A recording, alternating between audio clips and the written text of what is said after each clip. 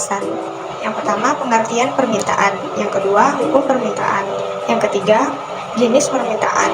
Yang keempat, faktor yang mempengaruhi permintaan. Yang kelima, studi kasus. Yang keenam, penyelesaian kasus. Pengertian permintaan. Permintaan adalah suatu proses dalam meminta sesuatu atau sejumlah barang yang diminta atau dibeli pada harga dan waktu tertentu.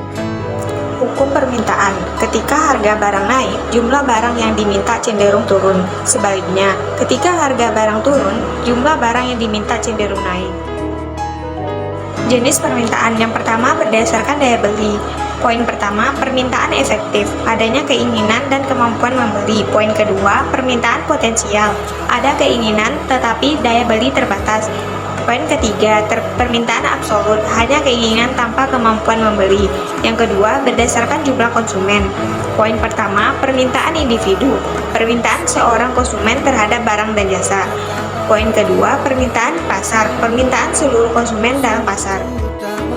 Faktor-faktor yang mempengaruhi permintaan. Yang pertama, harga barang itu sendiri. Biaya asli suatu barang ditetapkan oleh penjual atau produsen sebelum menambah biaya lain. Yang kedua, harga barang komplementer. Harga barang komplementer dipengaruhi oleh ketersediaan barang tersebut dan pasangannya di pasaran. 3. Harga barang substitusi. Harga barang substitusi adalah harga dari barang yang bisa menggantikan barang lain dalam memenuhi kebutuhan atau keinginan konsumen. Yang keempat, pendapatan. Pendapatan adalah hasil kerja atau usaha berupa uang yang diterima dari perorangan, perusahaan, atau organisasi lain. Kelima, selera. Selera adalah minat atau keinginan konsumen untuk membeli suatu produk dalam rangka memenuhi kebutuhannya. Keenam, jumlah penduduk. Jumlah penduduk adalah jumlah orang yang tinggal di suatu wilayah pada waktu tertentu. Ketujuh, distribusi pendapatan.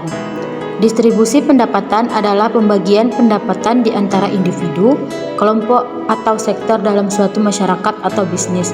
Kedelapan, ekspektasi harga di masa akan datang. Mengacu pada antisipasi konsumen dari produsen bagaimana harga berubah yang mempengaruhi permintaan dan penawaran.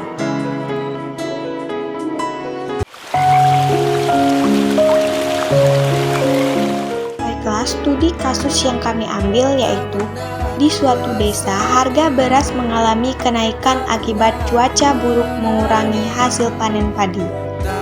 Akibat kenaikan ini, masyarakat kesulitan memenuhi kebutuhan sehari-hari terhadap beras. Permintaan beras tetap tinggi karena beras merupakan kebutuhan pokok bagi masyarakat.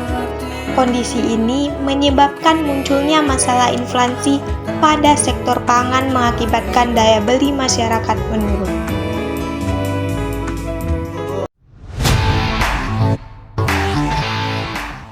Yang pertama, bantuan sosial.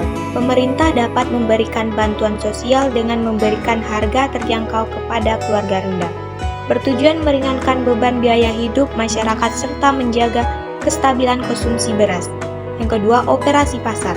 Sebaiknya pemerintah bekerja sama dengan Bulog melakukan operasi agar beras dijual langsung kepada masyarakat dengan harga murah.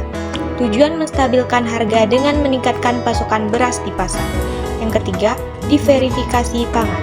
Mendorong masyarakat mengkonsumsi sumber makanan lain seperti jagung, singkong, ubi, sehingga ketergantungan pada beras berkurang.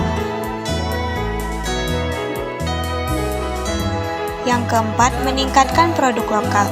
Pemerintah bekerja sama dengan petani meningkatkan produk beras di masa mendatang dengan bantuan pupuk, bibit unggul, teknologi pertanian dan pelatihan.